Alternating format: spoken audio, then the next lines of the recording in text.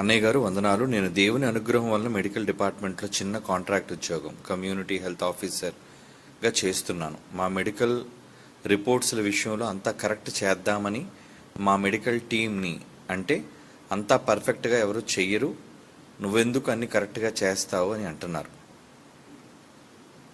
ప్రతిసారి అదే రిపీటెడ్గా పెట్టిన ప్రతిసారి దేవునికి లెక్క చెప్పాలి కదా అని భయం వేస్తుంది. మా టీంలో ఎవరు కరెక్ట్గా వర్క్ చేయడానికి సహకరించరు. నేను ఒంటరిగా ఉండి ఏమీ చేయలేని నిస్సహాయ స్థితిలో ఉండిపోతున్నాను. దేవుడు ప్రతి విషయాన్ని పరిశీలిస్తున్నాడు కనుక నా విషయంలో నేను చాలా పెద్ద తప్పు చేస్తున్నాను అన్న భయం రొట్టె ద్రాక్షారసం తీసుకున్నప్పుడు, ఇంకా మిగిలిన ఖాళీ సమయాల్లో బాధపడుతున్నాను.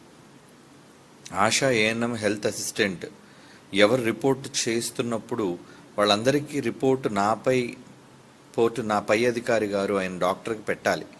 వాళ్ళకి ఈ విషయం గురించి చెప్పినా సరిగ్గా పట్టించుకోరు, చూసి చూడనట్లు ఉంటారు. ఇది చాలా చిన్న విషయమే కావచ్చు, కానీ ప్రతిరోజు నేను మానసికంగా బాధపడుతున్నాను. రిపోర్ట్ ఇవ్వమని అడిగితే ఏదో ఒక సాకు చెప్పి తప్పించుకుంటున్నారు. నాకు ముక్కుసూటిగా మాట్లాడటం అలవాటు. నా పద్ధతి వారికి నచ్చదు. దీనివల్ల నాకు మా స్టాఫ్ అందరికీ మనస్పర్ధలు వస్తున్నాయి. నేనేమైనా మారాలా లేదా నాలోని ఏమైనా తప్పులు ఉన్నాయా అర్థం కావటం లేదు. దయచేసి బైబిల్ నాకు సమాధానం ఇవ్వగలరు అన్నయ్య గారు. నా 4 పిల్లలకి దేవునిలో పెంచాలి అంటే ముందుగా నేను కరెక్ట్గా ఉంటేనే నేను దేవుని పని చేయగలను అన్నయ్య గారు. ఇట్లు మీ సోదరి తులసి, వయసు 37, శ్రీకాకుళం జిల్లా. సోదరిమణి తనలో నా ఆవేదనను రాసింది. ప్రభుత్వ ఉద్యోగులు అనగానే వాళ్ళు ఎలా ఉంటారు, ఎలా పై అధికారుల పట్ల వ్యవహరిస్తారు అన్న విషయాన్ని ఈ సోదరి మాటల్లో మనకు అర్థమవుతుంది. అయితే చెప్పిన దాని ప్రకారంగా యథార్థంతో ఉండాలా, లేదు యథార్థత లేకపోయినా పర్వాలేదు, జీతం కోసం పనిచేస్తున్నాం కనుక తప్పుడు జాబితాలను, తప్పుడు రిపోర్టులను పై అధికారులకు ఇచ్చి నన్ను నేను మోసం చేసుకోవచ్చా, దేవుడికి నేను లెక్కప్ప చెప్పాలి అనే భయాన్ని కలిగి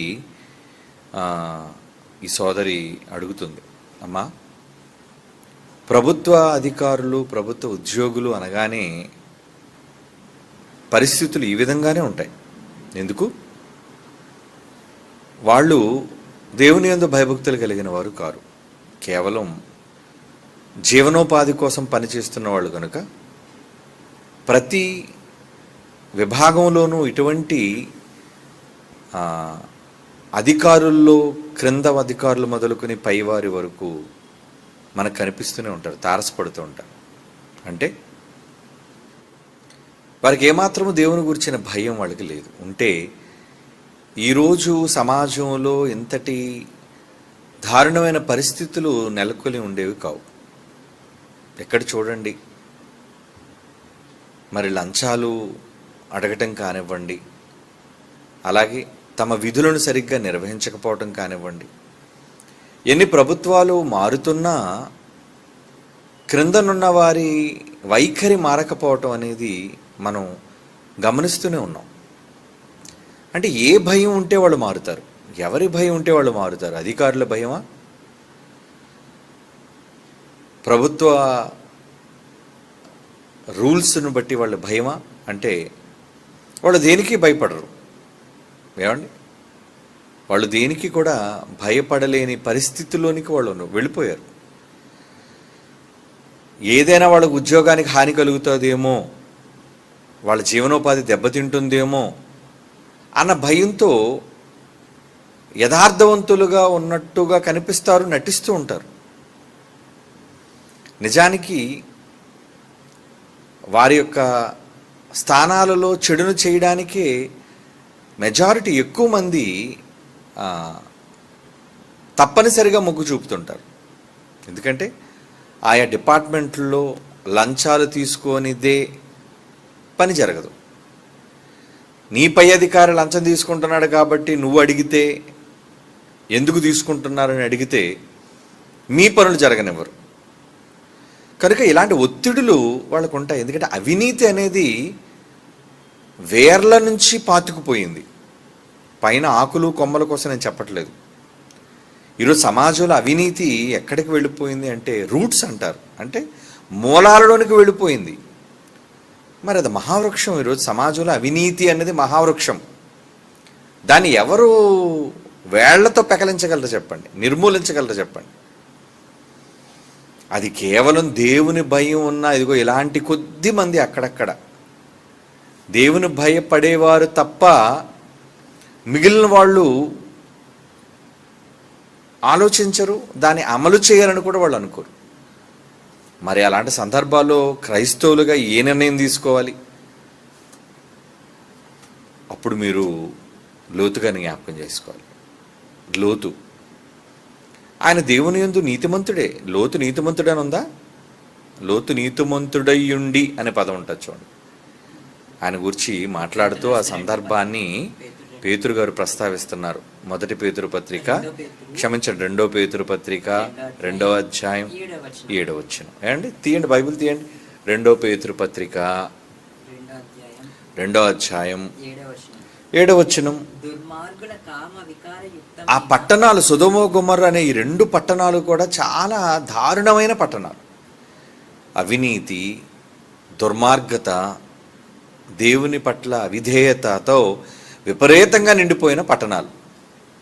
ఆ 2 పట్టణాలలో లోతు కాపురం ఉంటున్నాడు. మళ్ళా కొడుకులు లేరు, కూతురులతో కాపురం ఉంటున్నాడు.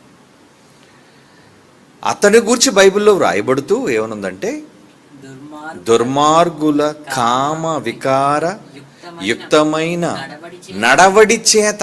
నడవడి అంటే వాళ్ళ ఇంటికి వచ్చారు, అతిథులు రాగానే ఆ ఊరి ప్రజలందరూ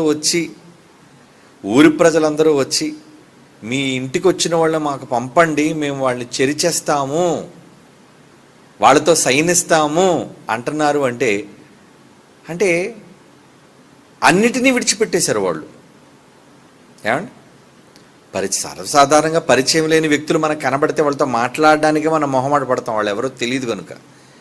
అలాంటిది ఏకంగా వీళ్ళు వాళ్ళతో సైనించడానికి సిద్ధపడిపోయారంటే ఆలోచించండి. ఆ పట్టణాల పరిస్థితి ఎంత తీవ్ర స్థాయికి చేరిపోయిందంటే చివరికి దేవుడే ఇన్వాల్వ్ అవ్వాల్సిన పరిస్థితి వచ్చేసింది. ఎందుకు దేవుడు ఇన్వాల్వ్ అవ్వాలి? నాశనం చేయడానికి. విపత్తులు రావడానికి గల కారణం ఏంటోనండి తెలుసా అండి?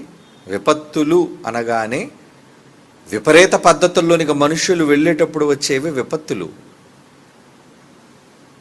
ఆ దేశాన్ని భయపెట్టాలని దేవుడు అనుకున్నప్పుడు, అవినీతి తారాస్థాయికి వెళ్ళిపోతుంది అనుకున్నప్పుడు, ఏమండి అన్యాయం అక్రమం పెచ్చిరిల్లిపోతుందన్నప్పుడు, దాన్ని ఎవరు అరికట్టలేకపోతున్నారు అధికారులతో సహా అని అనుకున్నప్పుడు, హైందవ సోదరులు అయితే ఏదో అవతార పురుషుడు దిగి దానికి సరిచేస్తాడు అని వాళ్ళ నమ్మకం.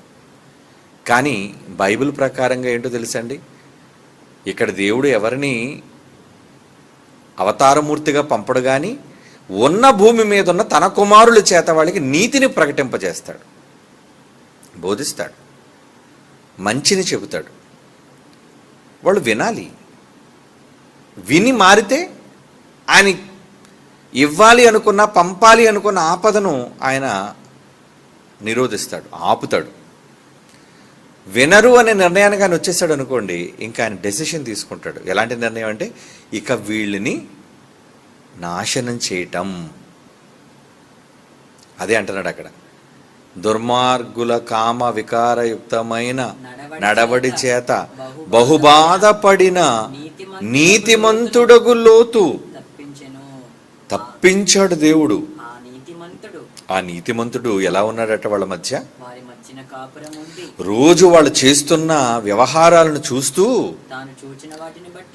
జరుగుతున్న అన్యాయాలు అక్రమాలను కళ్ళారా చూస్తున్న ఆ నీతిమంతుడు వారి అక్రమమైన క్రియల విషయములో రోజు తన నీతిమంతుడు, ఇది చెయ్యకూడదు కదా, ఇది దేవునికి విరుద్ధమైనది కదా, ఇంత అన్యాయం వేరే కుటుంబానికి జరగకూడదు కదా అని తన రోజు తన నీతిగల మనస్సును నొప్పించుకుంటున్నట. నొప్పి, బాధ. నీతిమంతులు మరి బాధపడతారు, ఏం చేయగలరండి వాళ్ళు? లోతు గారు ఒక్కరే లాభం లేదు, ఈ పట్టణాన్ని బాగు చేసేయాలి నేను అర్జెంటుగా, అని కూతురులు తీసుకొని సువార్తకి వెళ్ళాడు అనుకోండి, ఇంటికే వచ్చి పాడు చేసేస్తాం అంటున్నారు. ఇంకా ఊర్లోకి వెళ్తూ వదులుతారా చెప్పండి? ఏంటి లోతు గారి మీద అంత వాళ్ళకి అధికారం ఏంటంటే, మన ఊరోడు రేపొద్దున ఏ పని జరగాలన్నా మన ఊరు పెద్దల దగ్గరికి వచ్చే జరగాలి ఏదైనా. అంతే కదండి, ఒక ఊరు కట్టుబాట్లు ఉంటాయి కదా, ఆ కట్టుబాట్లు దాటి ఎవరు ఏం చేయలేరు. ఎందుకంటే గ్రామ పెద్దలు కావచ్చు, ఊరు పెద్దలు కావచ్చు, ఇరుగు పొరుగు వాళ్ళు కావచ్చు, ఉన్న ఊరోళ్ళు కావచ్చు, అతని గురించి బాగా ఎరిగిన వాళ్ళు కనుక నువ్వెక్కడికి పోతావు మమ్మల్ని కాదని అని ఒక ధీమా అతని పట్ల ఉంటుంది. అలాగే అధికారులు, అవినీతి అధికారుల మధ్య పనిచేస్తుంటారు ఎంతోమంది నమ్మకమైన వాళ్ళు. ఉద్యోగాలలో ఉన్న క్రైస్తవ సోదర సోదరీమణులు కూడా ఉన్నారు పనులు చేస్తున్న వాళ్ళు. వాళ్ళ పై అధికారులు అవినీతి పరులు, క్రింద అధికారులు అవినీతి పరులు. నువ్వు ఒక్కడివే నీతిపరుడుగా ఉంటే వాళ్ళు ఉండనిస్తారా? ఏమండి, ఉండనివ్వరు. అయితే అలాగని మనం నీతి తప్పి ప్రవర్తిస్తామా? ప్రవర్తించలేం కదా. ఊరు ప్రజలు ప్రవర్తిస్తున్నారు కాబట్టి లోతు ఆ విధంగా ప్రవర్తించాడా పోనంటే లేదు. లోతు మాత్రం చాలా జాగ్రత్తగానే ఉన్నాడు. అప్పటికి తన ఇద్దరు కుమార్తెల కోసం మాట్లాడుతూ, నా దగ్గర కన్యకలైన ఇద్దరు పురుషుని ఎరుగని స్త్రీలు ఉన్నారు, అవసరమైతే వాళ్ళని తీసుకెళ్ళండి, కానీ వాళ్ళు దేవదూతలయ్యా, మా ఇంటికి అతిథులుగా వచ్చారు, వాళ్ళని మీరు సైనిస్తానంటారంటే వాళ్ళతో, ఇది చాలా తప్పు. అంటే వాళ్ళు ఏది వినే దశలో వాళ్ళు లేరు. ఇంకా అలాంటప్పుడు దేవుడు ఇంకా బలవంతంగా దేవదూతల చేత వాళ్ళందరికీ అంధకారాన్ని కలుగు చేశాడు. గుడ్డితనం కలుగు చేశాడు. కనబట్టలేదు ఏమి. అన్యాయము చేయవాడు, ఇంకా అన్యాయమే చేయనిమ్ము. అపవిత్రుడైన వాడు ఇంకను అపవిత్రుడుగానే ఉండనియండి, నేను వస్తున్నాను కదా, ఎవడి క్రియలు చొప్పున వాడికి నేను ప్రతిఫలాన్ని ఇస్తాను. ప్రకటన 22:10 ఉన్నదండి ఈ మాట. అక్కడ పేతురుపత్రికలో రాయబడిన, ప్రకటన గ్రంథంలో రాయబడిన, పరిశుద్ధాత్మ దేవుడు రాయిస్తున్న ఈ మాట వెనుక ఆంతర్యం ఏంటంటే, మీ చుట్టూ ఉన్న సమాజంలో నీతి లేదు. ఏమండి, ఇప్పుడు మాత్రం నీతి ఉందా? ఎక్కడుంది నీతి? అంత అవినీతే, అంత అక్రమమే. ఆడే ఎదురుగొచ్చి మనల్ని గుద్దేస్తాడు, గట్టిగా కేకలేసి మాట్లాడుతుంటాడు, మనది కళ్ళు కనబట్టలేదా అంటాడు. ఏమంటాం వాళ్ళతోని? ఏదో మనం నీతివంతులం కదా అని చెప్పి న్యాయ పోరాటాన్ని మనం దిగాం అనుకోండి, అధికారుల దగ్గరికి వెళ్తే వాళ్ళు అలాంటి వాళ్ళు లంచగొండులు, వాళ్ళు న్యాయం పక్షాన్ని నిలబడరు. న్యాయస్థానాలకు వెళ్తే అక్కడ న్యాయం పక్షంగా నిలబడరు, అక్కడ అన్యాయం జరిగే పరిస్థితులు ఉన్నాయి. ఏమండి, ఎన్ని కేసులు అండి పెండింగ్లో ఉండిపోయాయి. ప్రజలకు మంచి చేద్దామని ఏదైనా కేసు, ఎవరైనా ఒకవేళ ప్రజాహిత బిల్లు, ఏమంటే పిల్ అంటారు దాన్ని, ఏమంటే పబ్లిక్ లిటిగేషన్ సంబంధించి ఒక పిల్లు వేశారనుకోండి, హైకోర్టులో కానీ సుప్రీంకోర్టులో కానీ, అవి జరగవు. ఎందుకు వాళ్ళు న్యాయం చేయరు అంటే అధికారులు అలాంటి వాళ్ళు. ఇదిగోండి, ఇప్పుడు చూడండి, మన రాష్ట్రాల్లో, ఏకవత్తు దేశంలో కూడా టోటల్గా ఈవీఎంలు స్కామ్ జరిగింది అని అలాగా వాళ్ళు వాపోతూనే ఉన్నారండి. ఎలక్షన్ అధికారులు స్పందించాలి. ఏమంటే 100 ఓట్లు ఉంటే 100 ఓట్లు పడ్డాయా, 90 ఓట్లు పడ్డాయా అని తెలియాలి. కానీ 100 ఓట్లకి 200 ఓట్లు పడ్డాయి అనుకోండి, అదేంటి? ఉన్నది నియోజకవర్గంలో 100 ఓట్లు అయితే 200 ఓట్లు ఎక్కడి నుంచి వచ్చాయి? అంటే ఎక్కడ పొరపాటు జరుగుతుంది? పోను ప్రజలేమో ఈవీఎంలు వద్దన్నారు కదా, పోను వాటిని పక్కన పెట్టేసి, మన పాతకాలంలోని నా చిన్నప్పుడు కాగితం ఇచ్చేవారు, ఆ కాగితం మీద అన్ని గుర్తులు ఉండేవి, దాని మీద కావలసిన గుర్తు మీద మనం స్టాంప్ వేసి దాన్ని మడత పెట్టి ఆ బాక్స్లో వేసేవారు, బ్యాలెట్ బాక్స్ అనేవారు దాన్ని. ఇప్పుడు అంతా టెక్నాలజీ వచ్చేసింది కదండి, వీడికి లెక్క పెట్టడానికి బద్ధకం వేసి, ఏట్రా నీకు అంత తొందరు, ఎందుకు తొందర, నీ కంగారు ఏంటి? 2 రోజులు లెక్క పెట్టు, 4 రోజులు లెక్క పెట్టు, ఏంటి నీకు అంత తొందరగా? ఎలక్షన్స్లో ఇప్పుడు ఇలాగ ఓపెన్ చేసి కానీ పొద్దున్న నుంచి సాయంత్రం వస్తే రిజల్ట్స్ తెలిసిపోతున్నాయి 2-3 గంటల్లో. ఎలా? Electronic EVM pads, EVM machines వచ్చాయి కాబట్టి అవి చెప్పేస్తున్నాయండి అనేసి. అంటే వాటిలో ఎన్ని అవకతవకలు జరుగుతున్నాయి. చివరికి ప్రపంచ దేశాల్లో ఉన్నవాళ్ళు కూడా, బాబోయ్ ఈవీఎంలు వద్దాయా బాబు, అన్ని అవకతవకలు, అవి సరిగ్గా అనాలిసిస్ చేయట్లేదు, సరైన ఏమంటారు దాన్ని, బయటికి విషయాన్ని తెలియజేయట్లేదు, అవి అందులో జరుగుతున్నాయి, చాలా మాయలు జరుగుతున్నాయి అందులో అని ప్రపంచ దేశాలు కూడా గోల పెడుతున్నాయండి. అమెరికా లాంటి దేశం అండి, ఇప్పుడు డిసెంబర్లో ఎలక్షన్స్ అమెరికాకి, వాళ్ళకి ఈవీఎం ప్యాడ్లు లేవండి, ఎలక్ట్రానిక్ ఓటింగ్ మెషిన్స్ లేవండి, అంతా బ్యాలెటే. బ్యాలెట్ అంటే కాగితం మీద ముద్రగుద్ది నీకు నచ్చిన గుర్తు మీద గుర్తు వేసి అది బ్యాలెట్ బాక్స్లో కాగితాలు వేయాలి. కాగితాలన్నీ ఒకప్పుడు ఇప్పుడు లెక్క పెట్టేవాళ్ళు కదా, ఇప్పుడు నీకు లెక్క పెట్టడానికి ఏంటి, చేతులు లేవా వేళ్ళు లేవా, ఏంటి బాధ? అలాగని దానికి ఒప్పుకుంటారా? పార్లమెంట్లో ఉన్న వాళ్ళు అందరూ ఒప్పుకుంటారా? అవునండి, ఎందుకంటే ప్రజలందరూ గొడవ పెడుతున్నారు కదా, ఏమో మనకు రేపొద్దున భవిష్యత్తులో మనకు కూడా అన్యాయం జరగచ్చేమో కదా, పోనీ ఎందుకంటే మొత్తం అంతా కలిపి ఒక బిల్ పాస్ చేసేద్దాము. ఏంటి, దేనికోసం? ఈవీఎం మెషిన్లు అనేది వద్దు, మనకి ఎట్టి పరిస్థితుల్లో బ్యాలెట్ కౌంటింగ్ ఏమండి, ఓట్లు కాగితాల మీద ముద్ర చేసి మనం లోన బ్యాలెట్ కౌంటింగ్ పెడదామండి కాగిత రూపంలో అని బిల్ పాస్ చేస్తారు. వీళ్ళు చెయ్యరు, ఎందుకు? దొంగలు వీళ్ళే. ఈ మధ్యన భారతదేశంలో ఒక సంస్థ ఏదో ఏడీఆర్ ఏఎన్ఆర్ ఏదో చెప్తున్నారులేండి, మొత్తం దర్యాప్తు చేసి వాళ్ళు చెబుతున్నారంటే ఇదిగో ఇన్ని అవకతవకలు జరిగాయి, అంతా కలుపుకుంటే 500 పైచీలు 543 45 ఉన్నాయండి ఎంపీ సీట్లు. ఇంచుమించు ఈ కాన్స్టిట్యుయెన్సీ ఈ స్థానాలలో 4-5 స్థానాల్లో తప్ప ఇంకెక్కడా కూడా యథార్థవంతంగా జరగలేదు అని వాళ్ళు వాపోతున్నారండి. ఏది నిజం? ఎవరిని నమ్మాలి? అంటే ప్రజల్లో మంచి లేదా, ప్రజల్లో యథార్థత లేదా, ప్రజల్లో న్యాయం లేదా అంటే అంతా అన్యాయమేనండి, అన్యాయమే. పాతకాలంలో ఏం చేసేవారు తెలుసండి, బ్యాలెట్ బాక్స్లు ఎత్తుకెళ్ళిపోయేవారండి, రిగ్గింగ్ అనేవారు దాన్ని. అక్కడ కూడా మళ్ళీ మోసం. అందులో మోసం ఎలాగా? ప్రభుత్వం అయిపోయిన తర్వాత కాగితాలన్నీ బ్యాలెట్ బాక్సులు సీల్ చేసేసి పెడితే రాత్రిని వచ్చేసి ఆ బాక్సులను ఎత్తుకెళ్ళిపోయి ఏమంటే మాయం చేసేవారు. లేదంటే రిగ్గింగ్ చేయడం అంటే మళ్ళీ వీళ్ళు దొంగోట్లు గుద్దేసి ఆ బాక్సులు పడేసేవారండి. మాయ, మోసం. అంటే ప్రజల్లో మంచి లేదా అంటే చచ్చిపోతుంది, ఇంకెక్కడ మంచి? ఎవరు చెప్తే మంచి వాళ్ళు వింటారు? ఇప్పుడు యేసుప్రభు వచ్చి ప్రజలారా మీరు అందరూ కూడా తప్పర్రా, నేను ఒక శకపురుషుడిగా వచ్చి చెప్తున్నానంటే ఎవరో మళ్ళీ సిలువ ఎక్కించండి రా, మళ్ళీ వచ్చాడు మన మధ్యకి తలపోటు అని రెండోసారి కూడా చంపేస్తారు. ఇప్పుడే వినరండి మాట, ఎవరి మాట వినరు, ప్రభుత్వాలు వినవు, నాయకులు వినరు, అధికారులు వినరు. ఏమండి, ఎలాంటి వాళ్ళు ఈరోజు తయారయ్యారంటే అసెంబ్లీలో ఉన్నవాళ్ళు కానీ పార్లమెంట్లో ఉన్నవాళ్ళు కానీ ఏమండి పబ్లిక్గా నోరిప్పితేనే పచ్చిబూతులు మాట్లాడుతున్నారు వాళ్ళు. ఇక్కడ పబ్లిక్గా ప్రజల మధ్య ప్రజానాయకులైన వాళ్ళు ఇష్టానుసారంగా నోటుకొచ్చిన మాటలన్నీ వాళ్ళు మాట్లాడుతున్నారు, పగలు సాధిస్తున్నారు, కక్షలు సాధిస్తున్నారు. ప్రజలకు మేలు చేద్దాం అనేది లేదు, ప్రజలకు ఏదో మంచి చేయడానికి కదా ప్రజలు మన ఎన్నుకున్నారు. ప్రజాస్వామ్యము అనగానే ప్రజలకు మంచి చేయడానికి కదా మనం వచ్చాము అని లేదండి వాళ్ళకి.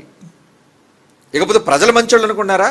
అలాంటి దొంగలను ఎన్నుకునే ప్రజలే నంబర్ 1 దొంగలు. వాళ్ళని కూడా అనడానికి లేదండి. ఏమండి, నువ్వెవరిని ఎన్నుకుంటున్నావు? ఎవరో వచ్చి ఏమండి ఈ మధ్యన వైరల్ అవుతుంది కదా, నీకు 15,000, నీకు 15,000, నీకు 15,000, నీకు 18,000, నీకు 18,000 లెక్క కట్టేసుకున్నారు. అబ్బా నెలకి 1,000, సంవత్సరానికి 1,000 వచ్చేస్తే మాకు. ఒరే గుద్దేరా, మొత్తానికి గుద్దేరా, ఓట్లు గుద్దేరా. బంపర్ మెజారిటీతో గెలిచారండి. ఆ ఏం మాయ జరిగిందో తెలీదు, అది ఈవీఎంల మాయ జరిగిందా లేదా ప్రజల మాయ చేశారా? ఏమండి, అప్పటికీ గత ప్రభుత్వంలో ఉన్నవాళ్ళు ఏమండి మేము చెయ్యగలిగిన హామీలే చేస్తాను తప్పించండి, మేము చెయ్యలేని హామీలు మేము ఇవ్వము అని చెప్పిన వీళ్ళు వాళ్ళ మాట నమ్మకండి, మేము చేస్తాం, వచ్చి రాగానే ఉచితం ఆడవాళ్ళందరికీ బస్సు, ఏ బస్సు అయినా ఎక్కిపోండి ఫ్రీ. ఏమండి, ఎన్ని రాయితీలు ప్రకటించారు చెప్పండి, అందరికీ డబ్బులే. ఇప్పుడు మెల్లిగా ఏమన్నారు, అటుపక్క చూస్తే భయం వేస్తుందండి. మరి భయం వేస్తే ఎందుకు వచ్చావు నువ్వు? ఎందుకు వచ్చావు నువ్వు? నాయకుడిగా నువ్వు ఎందుకు వచ్చావయ్యా? ప్రజలకు మంచి చేయడానికి వచ్చినావు నువ్వు. మరి వచ్చినవాడు ఏం చేయాలి? ఇవన్నీ ముందు తెలీదా? మాటిచ్చే ముందు తెలీదా? మాటిస్తే ప్రాణం ఇచ్చినట్టే, మాట తప్ప ఉంటే ప్రాణం పోయినట్టే, బతుకుంటే జీవోత్సవం లాంటిది. ఎందుకు?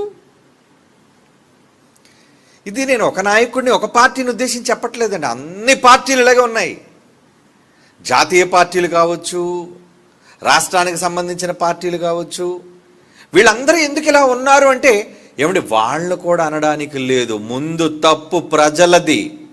ప్రజలంటే ఎవరు నూరుకుంటారా? మమ్మల్ని అంటే వేటి నీకు బుద్ధి ఉందా లేదా? మరి ఎవరిని అనాలి? తప్పుడు నిర్ణయాలు తీసుకొని ప్రతిదానికి కక్కుర్తి పడిపోయి, ఏమండి ఆ న్యూస్ చూస్తుంటే వాళ్ళు ఏమంటారు తెలుసండి, ఏదో నమ్మి ఓటేసావయ్యా, నువ్వు మాకేంటి ఇలా నువ్వు చేసావు అన్యాయం అని మళ్ళీ వాళ్ళే నోరిపి మాట్లాడుతున్నారు. నువ్వు ఓటు మాత్రం వాళ్ళకి వేసిందట, దొంగలకి వేసిందట ఓటు. ఏమంటే ఒక నియోజకవర్గంలో మహిళ మాట్లాడితే ఇల్లు కూలి చేస్తుంటే, మేము నమ్మి నువ్వేదో మాకు చేస్తావని నీకు ఓటేస్తే మా ఇల్లు కూలి చేస్తావా నువ్వు అని శాపనార్థాలు పెడుతుంది. ఓటేయడం ఎందుకు, నువ్వు మళ్ళీ శాపనార్థాలు పెట్టడం ఎందుకు? నువ్వు తప్పుడు నిర్ణయం తీసుకుని వాళ్ళని ఎందుకు అనడం? నిజంగా నాయకులది కూడా తప్పులేదండి, నాయకులది కూడా తప్పులేదు. వాళ్ళని ఎన్నుకోవడంలో ప్రజలు చేసే తప్పు. ప్రతి చిన్నదానికి కకృతి పడిపోతారా? వెనక ముందు ఆలోచించరా? అంటే ప్రజాస్వామ్యం అంటే ఇలాగే ఉంటుందండి.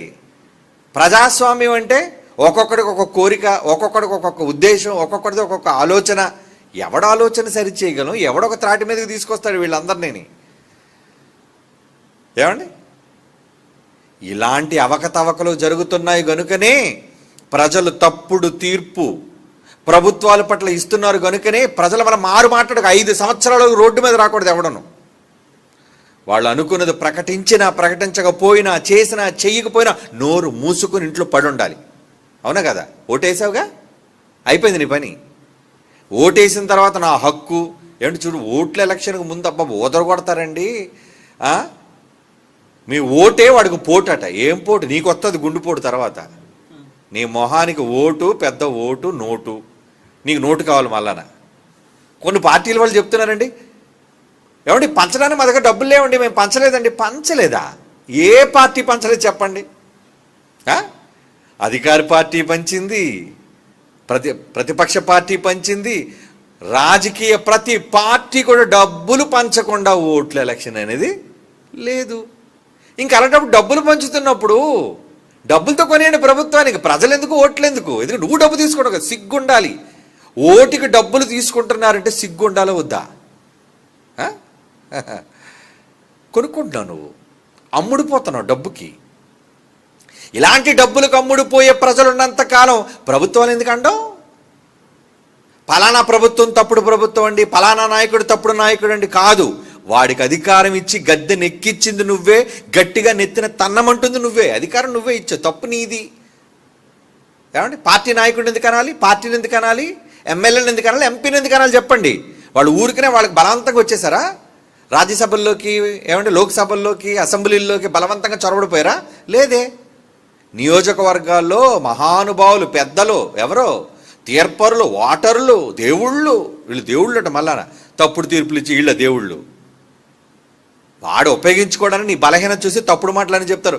ప్రజా ఓటర్లే మా దేవుళ్ళు. మరి దేవుడైతే ఎందుకు ఇలా చేసావు? దేవుడైతే ఎందుకు ఇలా చేసావు? మరి దేవుడైతే దేవుడికి నోటు ఎందుకు? నువ్వు ఓటర్ దేవుడు కదా. ఏమండి మీ ఓటు మీ పార్టీ వాళ్ళు ఎంత ఇస్తారండి? ఓటుకి ఎంత ఇస్తారు? ఇటు బేరం కుదురుతాడు ముందు లోన. ఎంత ఇస్తావు ఓటుకి? నీకు డబ్బులు కావాలి, నీకు మళ్ళీ పెద్ద మంచి పరిపాలన కావాలి, మళ్ళీ నీకు మందు దొరకాలి, మళ్ళీ నీకు అనుకున్న చట్టాలన్నీ చెయ్యాలి. ఏమండి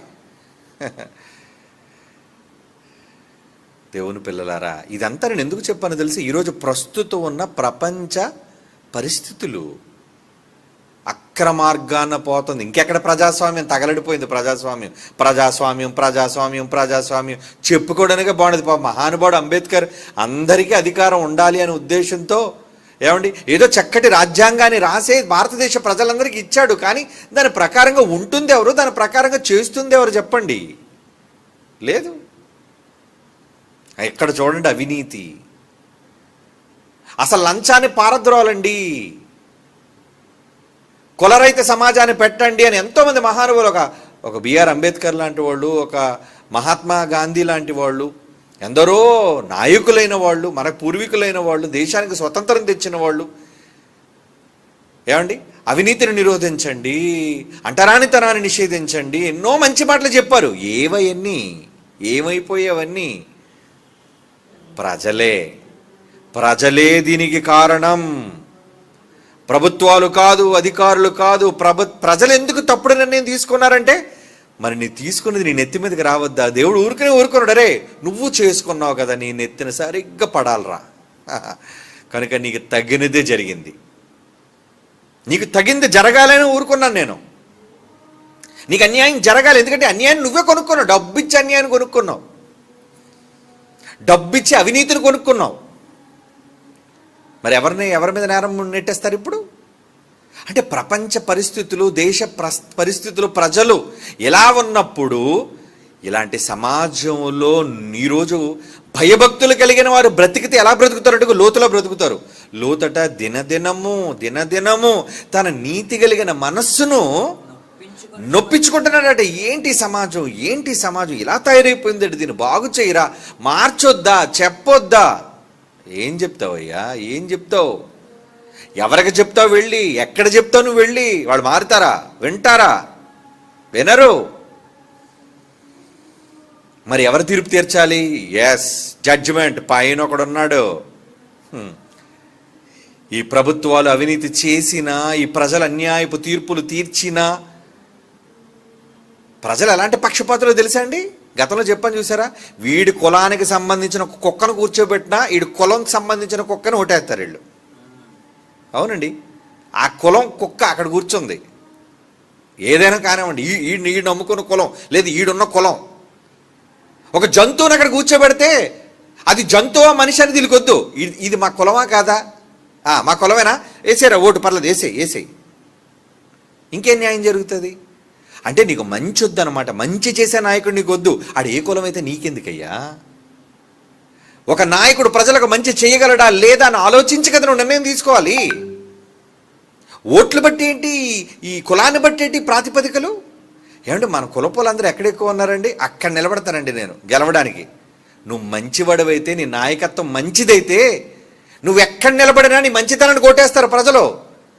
అంటే మరి నేను నిలబడుతున్నప్పుడు నా కులాన్ని బట్టి నేను నిలబడుతున్నానంటే నాలో మంచి లేదు కదా, కులం ఒకటే ఉంది. ఇప్పుడు నేను కులాన్ని బట్టి నాయకుడినా, మంచిని బట్టి నాయకుడినా? చెప్పండి. కులాన్ని బట్టి నాయకుడిని, నా మంచిని బట్టి ఎక్కడ నాయకుడిని అవుతాను నేను? ప్రభుత్వంలోనికి రాకముందు అందరూ చెప్పేస్తుంటారు. ఏం చెప్తుంటారు? ఇదిగో ఈ ప్రభుత్వం చేతకాంత అయిపోయింది, ఈ ప్రభుత్వం అవినీతి అయిపోయింది, ఈ ప్రభుత్వం ఇన్ని జరిగిపోయి, ఇన్ని వేల మంది అమ్మాయిలు కనబట్టలేదు, ఇన్ని ఘోరాలు జరిగిపోతున్నాయి, ఇన్ని నేరాలు జరిగిపోతున్నాయి, మొత్తం అంతా చెప్పారు. మరి ఇప్పుడు మీరు అధికారంలోకి వచ్చారుగా, ఇప్పుడేం జరుగుతుంది? ఇప్పుడు అదే జరుగుతుంది. మీరు వచ్చి ఏం అరికట్టేశారు? ఏం మానిపించేస్తారు? ఇంతకీ ఎంతవరకు నిజం మీరు అన్నివన్నీ? ఇలా ఆలోచించుకుంటూ వెళ్ళిపోతాయండి. ప్రజలు అక్రమం, అన్యాయం, ప్రజా ఓటుని, నేనైతే అండి ప్రజా ఓటుని అంగీకరించనండి. వాళ్ళెవరు జడ్జిమెంట్ ఇవ్వడానికి? ఎందుకో తెలుసా? ఒకనాడు నా ప్రభువుకు అన్యాయపు తీర్పును తీర్చింది సమాజం. అవునా కాదా చెప్పండి? యేసు ప్రభు అమాయకుడండి, ఏ తప్పు చేయలేదండి. ఆయన నరహంతకుడా, వ్యభిచారా, ఏమండి, లేదా దోపిడి దొంగ, ఏం తప్పు చేశాడని ప్రజలు పిలాతు దగ్గర తీసుకొచ్చి, హేరోదు దగ్గర తీసుకొచ్చి అపరాధిగా ఆయన నిలబడితే, పాపం అధికారంలో ఉన్న వాడు కూడా అంటున్నాడు ఏమని? ఏమయ్యా, నాకు ఇతరులో ఏ దోషం కనబట్లేదయ్యా, ఏది నేరం ఏంటో చెప్పండి, ప్రూవ్ చెయ్యండి. అతని మీద మోపబడిన నేరం, కమాన్ ప్రూవ్ ఇట్ అంటుంటేగా అవన్నీ చెప్పొద్దయ్యా, ఇతనిని సిలువ వేయము. కేకలు వేస్తున్నారటండి దౌర్భాగ్యులు. కేకలా? ఏం కేకలేశారట? చదువుదాం, ఏం కేకలేశారు? లోకాసు వార్త చూడండి, బైబిల్ చూడండి. ప్రజాస్వామ్యం, దౌర్భాగ్యపు ప్రజాస్వామ్యం. ఆ రోజు నా ప్రభు యథార్థవంతుడు, నీతిమంతుడు, సత్యవంతుడు, ఏ పాపము లేనివాడు, నిర్దోషి, నిష్కల్మషుడు, పాపుల్లో చేరనివాడు, ఉత్తముడు నా ప్రభు అక్కడ దోషిగా నిలబెడితే ప్రజాస్వామ్యంలోంచి వచ్చిన తీర్పు ఏంటండి? లోకాసు వార్త 23 లోకాసు వార్త 23. అయితే వారు ఒకే పట్టుగా, అసలు వదలట్లేదట, ఒకే పట్టుగా ఏం చేస్తున్నారట? వాళ్ళు పెద్ద కేకలు వేస్తున్నారట. ఏమని కేకలు వేస్తున్నారు? వీనిని సిలువ వేయము, వీనిని సిలువ వేయము, సిలువెయ్యండి, సిలువెయ్యండి, సిలువెయ్యండి అని కేకలు వేస్తే చివరికి ఏం జరిగిందటండి? కేకలు గెలిచేయటండి. వారు అడిగినట్టే జరుగవలెను అని పిలాతు తీర్పు తీర్చాడు. తప్పుడు తీర్పు, చేత కానివాడు. అంటే ప్రజలకు భయపడిపోతావురా నువ్వు? నీకెందుకురా కిరీటం నిన్ను ఎత్తినా? నువ్వు గవర్నర్వా? నువ్వు ఆ ప్రాంతానికి గవర్నర్వా? నీకున్న అధికారం ఏంట్రా? మాట్లాడుతున్న వాళ్ళందరినీ నోరు నొక్కి వెనక్కి తోసేసి ఏంటి నిర్దోషం మీద ఏంటి ఆరోపణలన్నీ కూడా ఏంటి అని గట్టిగా నీకున్న అధికారాన్ని నిరూపించుకోలేని చేతకాని అసమర్థుడా పిలాతు. వాడేం అధికారండి? ప్రజలు కేకలేస్తే తీర్పు ఇచ్చేస్తారా? అంటే ప్రజలు కేకలేస్తే సరిపోద్దా? ప్రజా తీర్పు తప్పుడు తీర్పు. మీకు ఒక విషయం చెప్పమంటారా? గతంలో జ్ఞాపకం చేశాను మీకు. హైదరాబాదులో దిశ అని ఒక అమ్మాయిని చంపేశారు. నలుగురు చంపేశారు. సంచలనం అయిపోయింది దేశం అంతా కేసు. సజ్జనారా ఎవరు అనుకుంటున్నాను అప్పుడు. మొత్తానికి హైదరాబాద్ అప్పుడు మన రాష్ట్రం విడిపోలేదు, ఇంకా కలిసే ఉంది. నేను అనుకుంటున్నా సజ్జనారాని తప్పైతే సరి చేసుకుంటాను.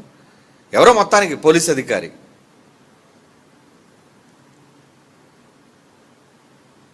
ఏమంటారు దాన్ని, సీన్ రికన్స్ట్రక్షన్ అంటే క్రైమ్ రికన్స్ట్రక్షన్. ఎలా జరిగింది, మీరు ఎలా ఎత్తుకెళ్ళారు, ఆ అమ్మాయిని ఎలా మీరు బంధించారు అని చెప్పడానికి నలుగురిని స్పాట్కి తీసుకుని వెళ్ళి ఏమండి వాళ్ళకి బేడీలు ఇప్పేసి వాళ్ళు పరిగెడుతున్నారు అని చెప్పి నలుగురిని కాల్చేశారండి, చంపేశారు.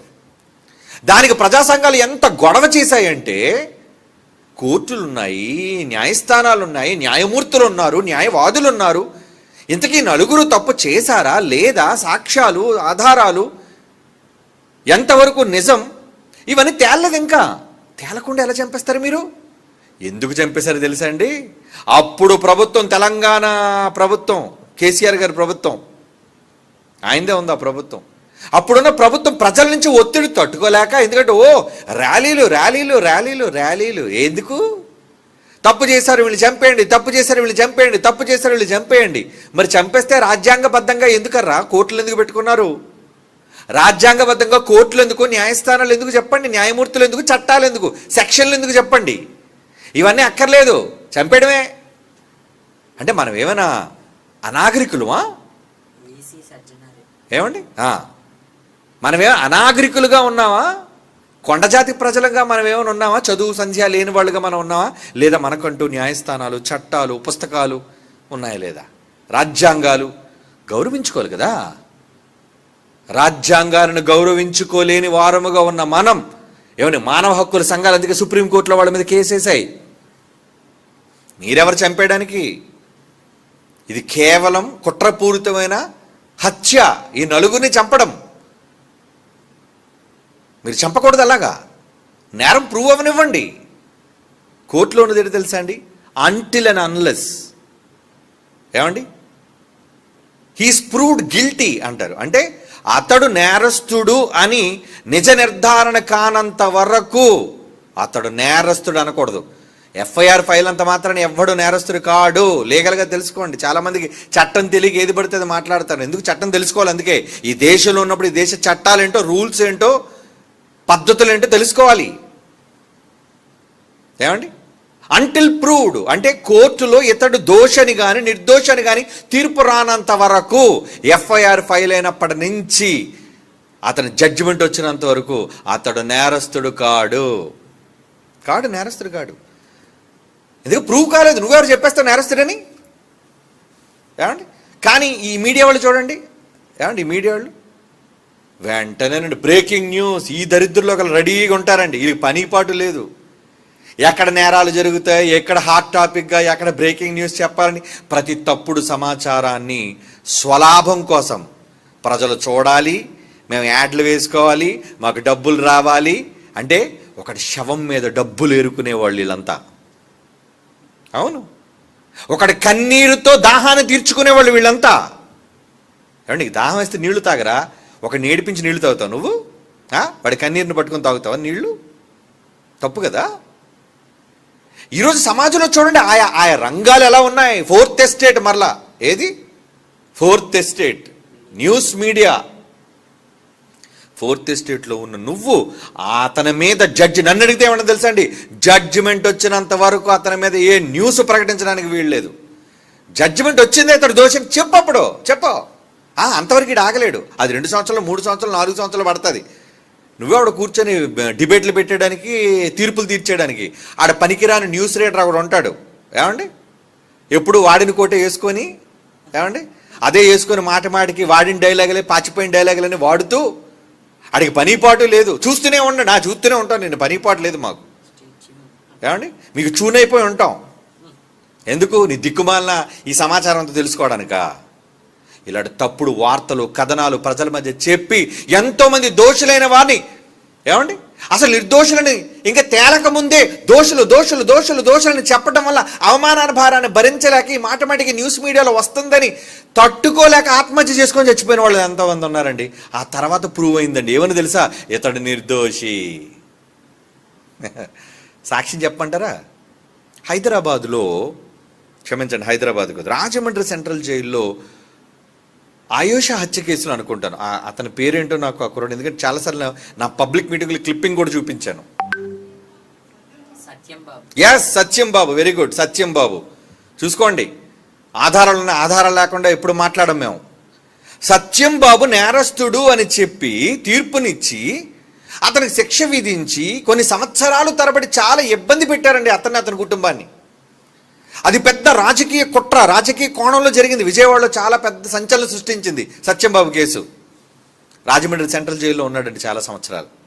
అక్కడ పాపం బైబిల్ చదువుకున్నాడు, తర్వాత ప్రభువుని నమ్ముకున్నాడు. బయటకు వచ్చి కూడా చెప్పాడు, నేను ఎలా బ్రతుకున్నానంటే కారణం నేను బైబిల్ చదువుకుని వాక్యం నేర్చుకున్నానని. మంచి స్టేట్మెంట్ ఇచ్చాడు ఒక కుర్రోడు. కానీ అనేక సంవత్సరాల తరువాత ఏం తీర్పు వచ్చిందో తెలుసా? జడ్జిమెంట్ ఏమొచ్చిందో తెలుసా? సత్యంబాబు నిరపరాధి. తెలుసా మీకు? సత్యంబాబు నిరపరాధా? నిరపరాధే. ఒరే, మరి ఇన్ని సంవత్సరాలుగా జైలు శిక్ష విధించావే, అతని కుటుంబం ఎంత నలిగిపోయింది, ఎంత అవమాన భారంతో కుంగిపోయింది, అతని యవ్వన జీవితాన్ని ఎవడురా నువ్వు నాశనం చేసింది? నీ మీడియా ద్వారా నీకు నోరెలా వచ్చింది చెప్పడానికి?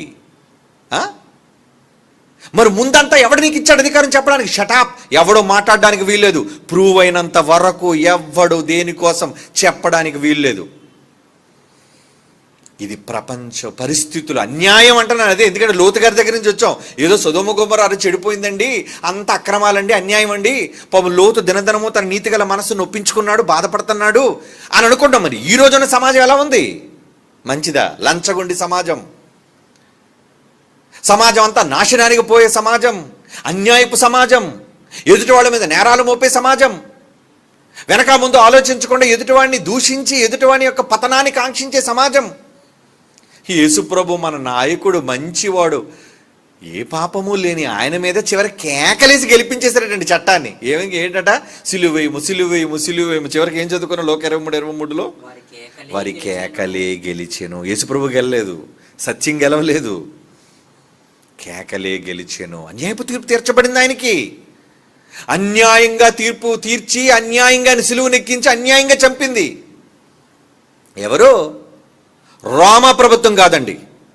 చాలామంది అంటారు రోమీయులండి చంపేశారండి, యేసుప్రభుని చంపేశారండి. ఏంటి తెలుసు నీకు? రోమా పిలాతి అతను వదిలేస్తాను అన్నాడు. కానీ దొంగలందరూ ఏమన్నారు? మాకు ఎంత మంచోడు వద్దు, మాకు రోజు మమ్మల్ని రోకలతో దంచి ఆ దొంగ బొరబ్బా కావాలి మాకాడు. ఎవరిని కోరుకున్నారు?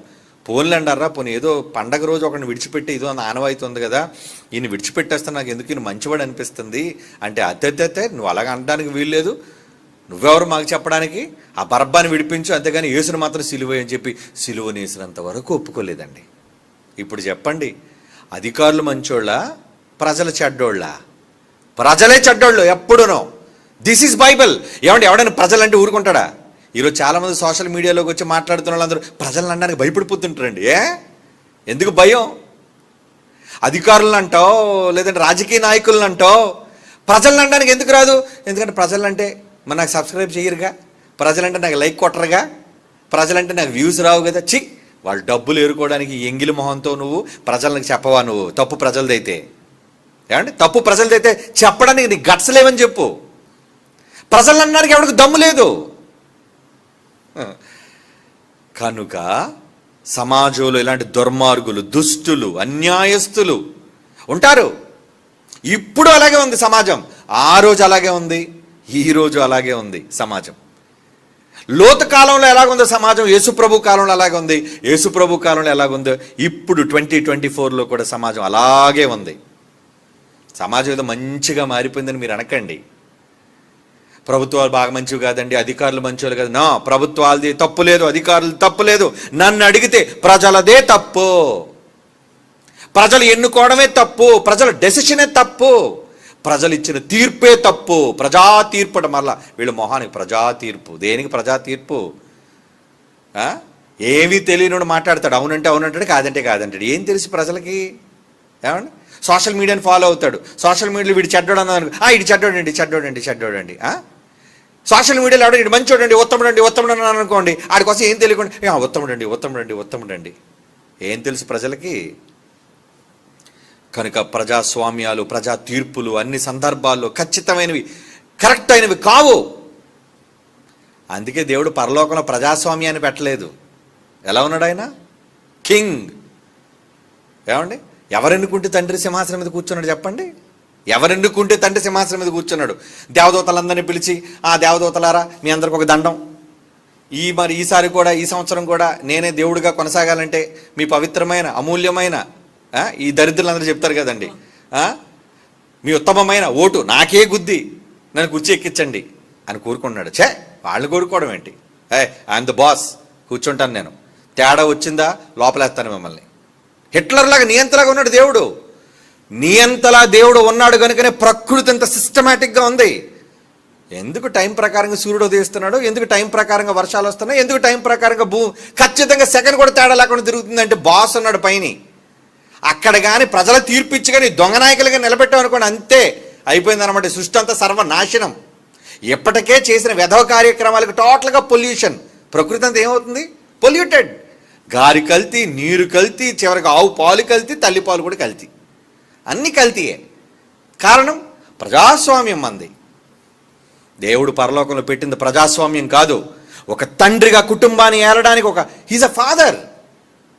ఏమండి, ఏ తండ్రి కూడా కుటుంబానికి అన్యాయం చేయాలనుకోడు, న్యాయబద్ధంగా ఉంటాడు తండ్రి.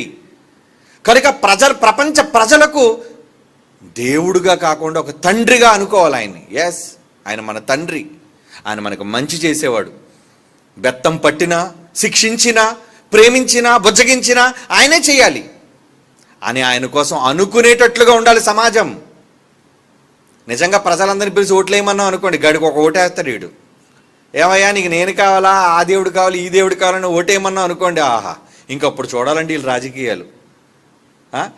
దేవుడా నువ్వేంటి మాకు ఇస్తావు చెప్పు, నువ్వు దేవుడు అయితే నువ్వు మాకు ఎట్టేస్తావు చెప్పు అంటే ఇలా లంచాలకి మరిగిపోయి ఏ దేవుడు ఎంత ఇస్తాడో దాన్ని బట్టి ఓటేయడానికి దౌర్భాగ్యులందరూ సిద్ధపడిపోతారు. ప్రపంచంలో 800 కోట్ల మందిని ఈ లోట్లు వేస్తే దేవుడు గెలవడు. ఈ లోట్లు వేయడం వల్ల దేవుడు అక్కడ రాజుగా ఉండడు, దేవుడుగా ఉండడు. ఆయన పరలోకంలో ప్రజాస్వామ్యం లేదు, ఓట్ల హక్కులు లేవు. ఎందుకంటే ఆయన సత్యవంతుడు, యథార్థవంతుడు, న్యాయవంతుడు అని పేరు ఆయనకు ఉంది. సింహాసనం మీద కూర్చున్న ఆయన బైబిల్లో ఉంటాయి ఆ పేర్లన్నీ. దేవుని పిల్లలారా, కనుక అవినీతి ఎక్కడ చూడండి, అవినీతి అవినీతి అవినీతి. ఆ అవినీతిలో మీ ఆడబిడ్డ ఎంత పెద్ద ప్రశ్న రాసిందండి, ఎంత పెద్ద ప్రశ్న అండి. ఆ ఓపికగా పాపం చెప్పలేక అంత టైప్ చేసి అన్యాయం ఎంత ఇబ్బంది పడతారని అన్యాయ పై అధికారులు మోసగాళ్ళు, కింద అధికారులు మోసగాళ్ళు. కరెక్ట్గా రిపోర్ట్లు ఇద్దామంటే నువ్వెందుకు ఇస్తావు, నువ్వు అంత ఉత్తమ రాలవా, నువ్వు మంచిదానవా అని చెప్పి ఈవిడ్ని ఇబ్బంది పెడుతుంటే నేను ఏం చేయాలి అన్యాయం అని అడుగుతుంది పాపం ప్రశ్న. నన్ను ఏం చేయమంటారు చెప్పండి? వాళ్ళు చెప్పినట్లుగా అన్యాయం చేయమంటారా, లేదంటే నేను దేవుడిని నమ్ముకున్నాను కాబట్టి న్యాయవంతంగా ఉండమంటారా? బైబిల్ ఏముంటుందో తెలుసా? నువ్వు న్యాయబద్ధంగానే ఉండమ్మా. నువ్వు ఎవ్వరికీ అన్యాయం చేయటం చూస్తూ తెలిసి చెయ్యొద్దు. నువ్వెందుకు చేయాలి అన్యాయం? నీకు ఇష్టం లేదనుకో, వదిలేసుకో, జాబ్ వదిలేసుకో. ఆకాశ పక్షులను పెంచేవాడు నిన్ను కూడా పెంచుతాడు, నమ్మకం ఉంటే దేవుడి మీద. మన నమ్మకం ఉందా మనకి? అమ్మో ఉద్యోగం పోతే ఎలా అండి, ఎలా బతుకుతానండి, అందులో గవర్నమెంట్ ఉద్యోగం కదండి.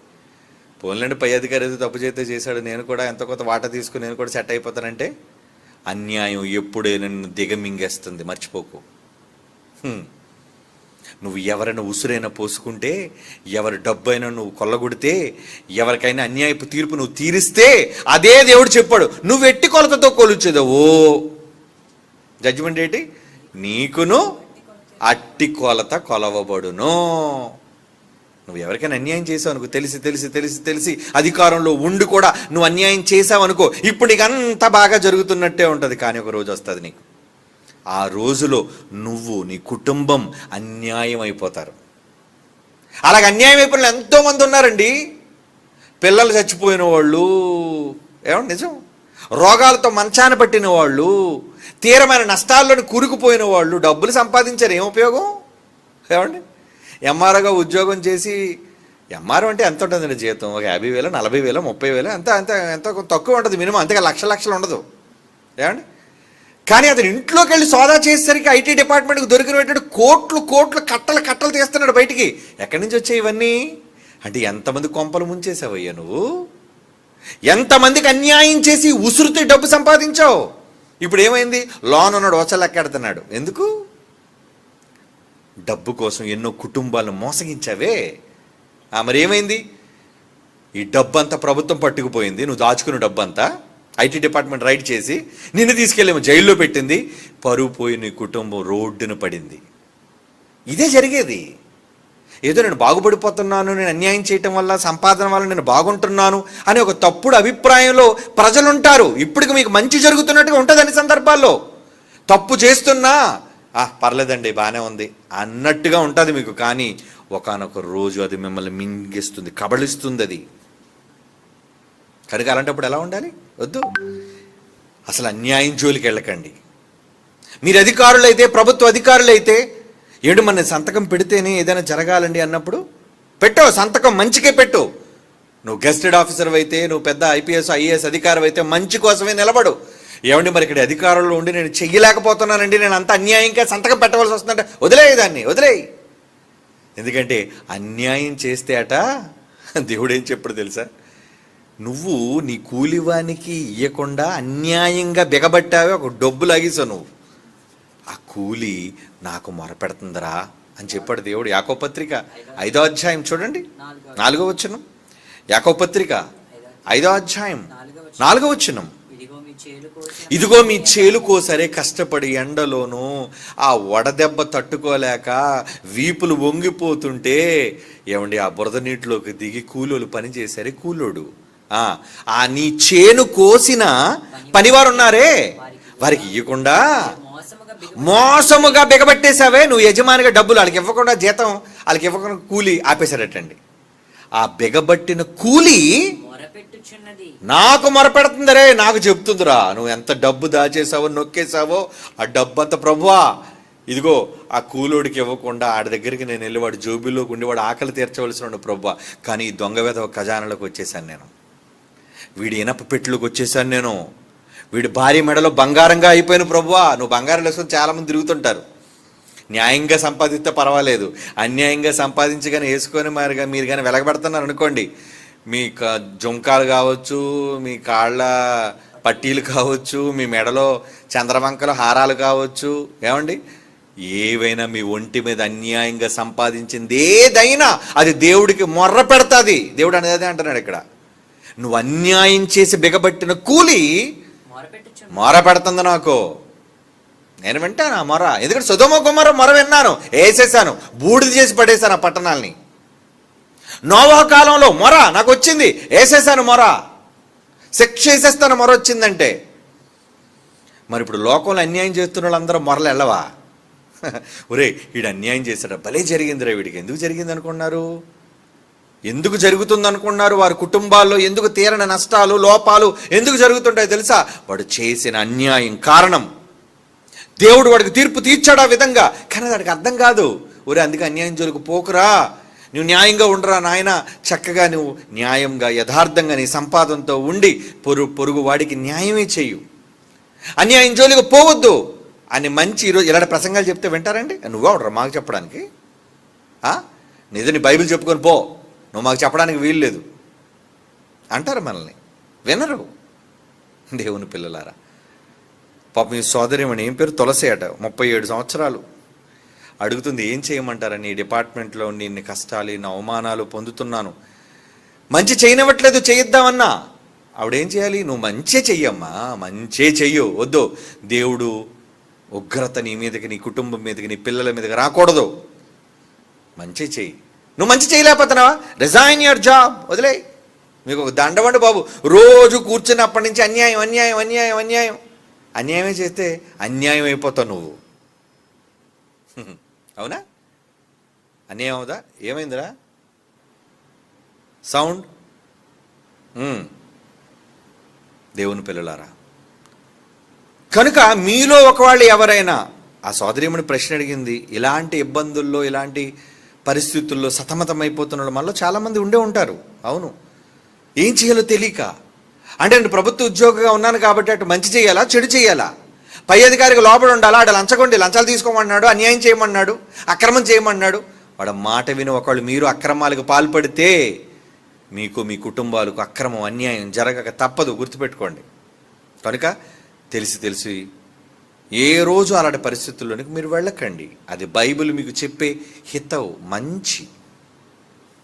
ఓకే తల్లి, నీకు అర్థమైంది అనుకుంటాను. నీ ప్రశ్నకి సమాధానం వచ్చింది. మిగిలిన ప్రశ్న టైం అయిపోయింది. మిగిలిన ప్రశ్నలు నెక్స్ట్ సాటర్డే మాట్లాడుకుందాం. కళ్ళు మూసుకోండి, ప్రార్థన చేసుకుందాం. పరిశుద్ధుడైన తండ్రి దేవా, సమాజం నానాటికి దిగజారిపోతుంది. మీ వాక్యపు విలువలు ప్రజల మధ్య తరిగిపోతూ, మీ విలువలు కరిగిపోతూ ఉన్నప్పుడు వారికి వాక్యాన్ని ప్రకటించి కొంతమంది నేను సరిచేయాలి, రక్షించాలి అనుకుంటున్నాం. అందులో ఎంతోమంది నీతిమంతులైన వారు దినదినము తమ నీతిగల మనస్సులను ఒప్పించుకుంటూ ఉన్నారు, లోతు వల్లే. ఆ నీతిమంతులందరి కొరకు ప్రార్థిస్తున్నాం. వారిని, వారి కుటుంబాలని చల్లగా కాపాడండి. మేమెన్నడూ ద్రోహాలకు పాల్పడకుండా మీ సేవ పట్ల విధేయత కలిగిన వారమై, వినమ్రులమై, మీకు ఇష్టలుగా మిమ్మల్ని మెప్పించే పనులలోనే మేము మా కుటుంబాలు ఎల్లప్పుడూ కొనసాగే అదృష్టాన్ని, భాగ్యాన్ని మా కుటుంబాలకు అనుగ్రహించవలసిందిగా ప్రార్థిస్తూ క్రీస్తు యేసు వారి పరిశుద్ధమైన నామములో ప్రార్థన సమర్పించి వేడుకొనిచున్నాము తండ్రి. ఆమేన్.